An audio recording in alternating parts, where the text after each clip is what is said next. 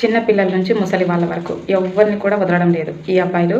మరి ముసలోళ్ళు వయసోళ్ళు మరి ఎలాంటి వాళ్ళు నాకు తెలియదు, కానీ గ్యాంగ్ రేప్లు అంటూ చిన్న పిల్లల నుంచి మొదలుకొని ముసలి వాళ్ళ వరకు అందరినీ రేప్ చేస్తూ వెళ్తున్నారు. కానీ అలాంటి వాళ్ళకి శిక్షలు అయితే పడట్లేదు.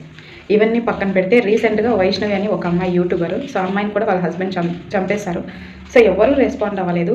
మళ్ళీ రీసెంట్గా ఈ మధ్యకాలంలో బంగ్లాదేశ్లో ఒక గర్భిణీ స్త్రీ, ప్రెగ్నెంట్ లేడీని నిర్దాక్షిణ్యంగా మొత్తం అందరూ గ్యాంగ్ రేప్ చేసి చంపేశారు. సో చూడండి ఎంత దారుణమైన పరిస్థితిలో బ్రతుకుతున్నామో. మీకు స్క్రీన్ పైన కనిపిస్తుంది చూడండి.